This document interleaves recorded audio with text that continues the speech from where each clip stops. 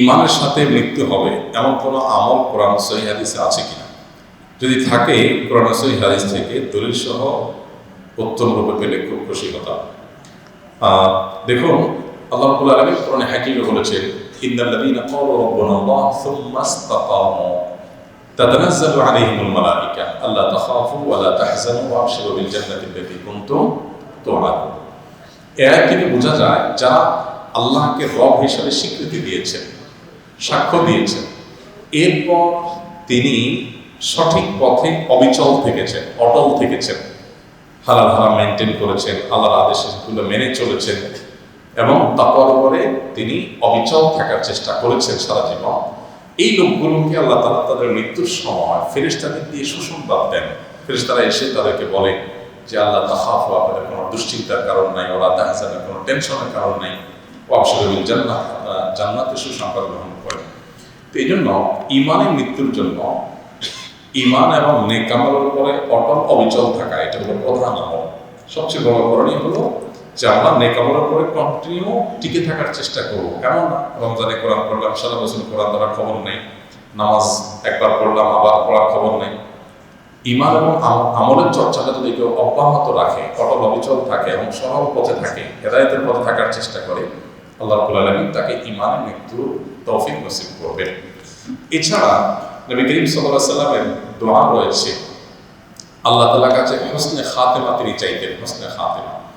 একটা হাদিসে নবী রাসূলুল্লাহ সাল্লাল্লাহু আলাইহি ওয়াসাল্লাম বলেছেন, ইন্নামাল আমালু বিল খাওয়াতিম, মানুষের শেষ যে অবস্থা এটার উপরে তার সমস্ত আমল নির্ভর করে। অর্থাৎ শেষটা যদি ভালো হয়, নেক আমল হয়, তাহলে তার ওইটাই হলো আসল ভালো।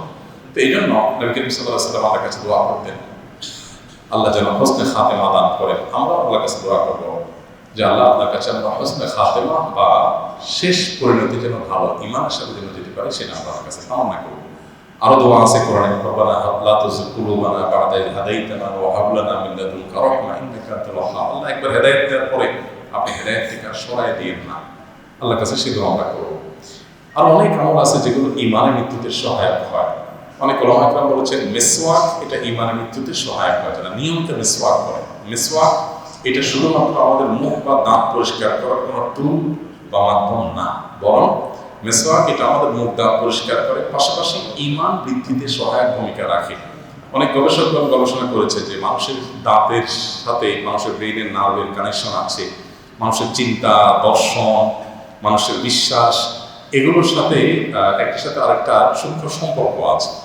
মিসওয়াক বিশেষ করে নবী রাসূলুল্লাহ সাল্লাল্লাহু আলাইহি ওয়াসাল্লামের সুন্নাহ অনুসরণে মিসওয়াক যখন মানুষ করে, এই ঘর্ষণটা মানুষের ঈমান বৃদ্ধিতে সহায়ক হয়। এই জন্য নবী করিম সাল্লাল্লাহু আলাইহি ওয়াসাল্লামকে দেখবেন বাসায় ঢোকার আগে মিসওয়াক করছেন, বিভিন্ন সময় মিসওয়াক করতেন, শুধু ওযুর সময় না। মিসওয়াকের এই আমলটা ঈমানি মৃত্যুর জন্য সহায়ক ভূমিকা পালন করে। নবী করিম সাল্লাল্লাহু আলাইহি ওয়াসাল্লামের জীবনের শেষ আমল ছিল মিসওয়াক।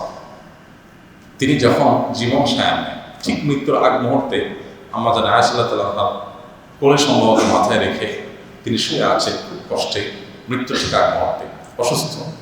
তো এই মুহূর্তে আব্দুর রহমান, যিনি আয়েশা রাদিয়াল্লাহু আনহার ভাই, তিনি প্রবেশ করছিলেন নবী সাল্লাল্লাহু আলাইহি ওয়াসাল্লামের গৃহে। তার হাতে মিসওয়াক ছিল। নবী সাল্লাল্লাহু আলাইহি ওয়াসাল্লাম সেটা দেখে মুখে বলতে পারছেন না, বাকশক্তি তখন দুর্বল হয়ে গেছে। আয়েশা রাদিয়াল্লাহু আনহাকে বললেন, দেখালেন তার মিসওয়াকের দিকে, তার মানে মিসওয়াকটা আমার দরকার।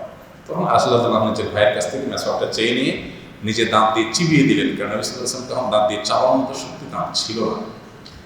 তো দাঁত দিয়ে চাবিয়ে দেওয়ার পর নবী রাসূলুল্লাহ সাল্লাল্লাহু আলাইহি ওয়াসাল্লাম সেটি মিসওয়াক বর্ষণ করলেন, করতে করতে পরে তিনি একটা পর্যায়ে কিছুক্ষণ পরেই দুনিয়া থেকে চলে গেলেন। তো এই যে এই সময়তে মিসওয়াক করার কোনো বিশেষ প্রয়োজনীয়তা ছিল না, কারণ এখন ওযু করতেছেন না, নামাজ পড়তেছেন না, শুয়ে আছেন, অসুস্থ, এই অবস্থায় তিনি মিসওয়াক করছেন। তো এখান থেকে বোঝা যায় যে জীবনের শেষ মুহূর্তটা ভালোভাবে যাওয়ার জন্য, ঈমানের সাথে যাওয়ার জন্য মিসওয়াকের ভূমিকা আছে। সেজন্য বিভিন্ন সময় মিসওয়াক করার জন্য, আমরা মিসওয়াক আজকাল করি না। আপনি তৈলাক্ত খাবার খাচ্ছেন, চকলেট জাতীয় জিনিস খাচ্ছেন, সেজন্য আপনি ব্রাশ করেন, কিন্তু মিসওয়াকটা এটা আলাদা একটা আমল হিসেবে নিয়মিত আমাদের সাথে থাকা উচিত এবং করা উচিত আমাদের। আল্লাহ তাআলা আমাদেরকে আমলের তৌফিক দান করুন। তার অনেক আমল আছে যে আমলগুলো ঈমানের মৃত্যুতে আমাদেরকে সহায়ক ভূমিকা রাখবে এবং ঈমানের মৃত্যুতে আমাদেরকে সাহায্য করবে। দোয়া করবো আল্লাহ তাআলার কাছে, সেই সাথে নেক আমলগুলো অটলও থাকবো, আর অন্যান্য আমলগুলো করবো, মিসওয়াক ইত্যাদি করবো ইনশাআল্লাহ। প্রথম প্রশ্ন, আমি হিফজ মাদ্রাসা শিক্ষকতা করি। আমার বয়স 20 বছর। আমি বিবাহিত, একজন ছেলে আছে 1 মাসের। আমার পরিবারে আমার মা বাবা দাদি ও ছোট 2টি বোন আছে। আমার প্রশ্ন হলো, আমার পরিবারে মা বাবা দাদি 2 বোন ও আমার স্ত্রী সন্তানের জন্য আমার করণীয় তথা পরিবারের কার কতটুকু হক আছে, মেহরবানি করে বিস্তারিত জানাবেন। বিস্তারিত বলা তো আসলে কঠিন, সময় অল্প, কারণ প্রশ্ন দীর্ঘ আলোচনা করার মতো প্রশ্ন। এটার উত্তরে সংক্ষেপে শুধু এটুকু বলবো যে যারা মাদ্রাসা শিক্ষকতা করেন, বিশেষ করে হিফজখানা শিক্ষকতা করেন, মানে আবাসিক শিক্ষক, নিশ্চয়ই আপনি আবাসিক শিক্ষকতা যারা করেন, তারা ফ্যামিলিকে সাথে রাখার চেষ্টা করবেন। মুশকিল হলো এত অল্প বেতন থাকে যে ফ্যামিলিকে সাথে নিয়ে থাকাটা কঠিন। তো এই জন্য যারা মাদ্রাসা কর্তৃপক্ষ আছেন, মাদ্রাসা কমিটির লোকজন আছেন, প্রিন্সিপাল আছেন, তাদের দায়িত্ব হলো এই ধরনের যারা আছেন হিফজখানা শিক্ষক বা অন্যান্য গুরুত্বপূর্ণ আবাসিক দায়িত্ব পালন করেন, তাদের পরিবার সাথে থাকার ব্যবস্থা যেন হয়। যদি না থাকে তাহলে দ্রুততম সময় পরিবারের কাছে নিয়মিত যাওয়ার সুযোগ থাকা উচিত। না হলে বহু অঞ্চলের পতনমুক্ত হয়। নিয়মিত সপ্তাহে বা 2 সপ্তাহে তাদেরকে ছুটির ব্যবস্থা করা দরকার। এক্ষেত্রে আপনার যদি আর্থিক সঙ্গতি থাকে আর বাবা মার যদি টানাটানি থাকে, তাদের যা আছে তা দিয়ে তাদের মাস চলে না, সংসার চলে না, এদিকে আল্লাহ আপনাকে যা দিয়েছেন তা আপনার স্ত্রীর মৌলিক ভরণ পোষণ দেওয়ার পর তাদেরকে দেওয়ার মতো সুযোগ থাকে, তাহলে আপনার উপরে স্ত্রীর ভরণ পোষণের পাশাপাশি বাবা মার ভরণ পোষণের জন্য অর্থ করে দেওয়া কর্তব্য। আর যদি এমন হয় যে বাবা মার যা আছে তা দিয়ে তা চলেন, তাহলে আপনার উপরে ফরজ থাকে না, তখন নফল হয়ে যায়। তখন বাবা মার জন্য আপনি যা পাবেন তৌফিক অনুযায়ী আর্থিকভাবে খেদমত করবেন।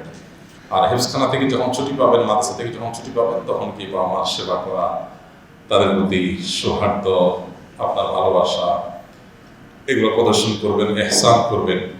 আর স্ত্রীর প্রতি আপনার কর্তব্য তো একেবারে দিনের আলামত পরিষ্কার, তার ভরণ পোষণ দেওয়া সহ তিনি যেখানে থাকুন না কেন নিরাপত্তার সাথে, পর্দার সাথে যেন থাকতে পারেন, তার ব্যক্তিত্ব, প্রাইভেসি যাতে ঠিক থাকে, সে বিষয়ে আপনার লক্ষ্য রাখতে হবে। সেই সাথে আপনার নিজের এবং তার উভয়ের চরিত্রের হেফাজতের জন্য যে জিনিসটি বলেছি, যে হয় সাথে থাকা, আর না হলে নিয়মিত বিরতিতে সাক্ষাৎ করা, তাকে সময় দেওয়া, এটা আমাদের কর্তব্যের অংশ। আজকাল অনেকে আমরা নানা ব্যস্ততায়, মোবাইল ফোন ইত্যাদিতে আমরা ব্যস্ত থাকি, আমাদের পরিবারকে সময় দিই না। অনেক দিনদার মানুষও আছে, নামাজ কালাম করেন, কিন্তু ফ্যামিলিকে সময় দেন না। এটা গুনাহের কথা। মেয়েদের মধ্যে যেমন ত্রুটি আছে, ছেলেদের মধ্যে ত্রুটি আছে, এটা খুবই গর্হিত কাজ। মদ খেলে নাকি 40 দিন শরীর নাপাক থাকে, তাহলে ওই 40 দিন নামাজ বা কোরআন শরীফ পড়তে পারবে কিনা? মদ খেলে বা মাদকাসক্ত হলে 40 দিন শরীর নাপাক থাকে, ব্যাপারটা সেরকম না। মদ আল্লাহ তাআলা হারাম করেছেন। হারামের তালিকায় সবচেয়ে শীর্ষে যে বিষয়গুলো আছে, সুদ, মদ, এগুলোর অন্যতম। তো এই মাদক যদি কেউ সেবন করে, এর ফলে যদি কেউ নেশাগ্রস্ত হয়, 40 দিন পর্যন্ত তার ইবাদত কবুল হয় না, এরকম বর্ণনা আছে। তো এই যে ইবাদত কবুল হয় না, দোয়া কবুল হয় না, এই কবুল না হওয়ার মানে হলো তিনি তার দায়িত্ব পালন করবেন, আল্লাহর কাছে সেটা অ্যাকসেপ্টেবল হবে না। এর মানে এই না যে সে নামাজ পড়বে না, সে তার দায়িত্ব ঠিকই পালন করতে হবে, তাকে ঠিকই নামাজ পড়ে যেতে হবে। কবুল করা না করা আল্লাহ জিম্মাদারি, এবং তওবা করতে হবে যাতে করে আল্লাহর কাছে এটা কবুলযোগ্য হয়। যদি সেই তওবা করে, আশা করা যায় আল্লাহ তাআলা কবুল করবেন। তবে হাদিসে যেটা আছে সেটা শরীর নাপাক হওয়ার কথা হাদিসে নাই, যে মদ পান করলে 40 দিন শরীর নাপাক হয়ে যায়, এই কথা নাই। মদ পান করা হারাম, সেটা বলাই বাহুল্য।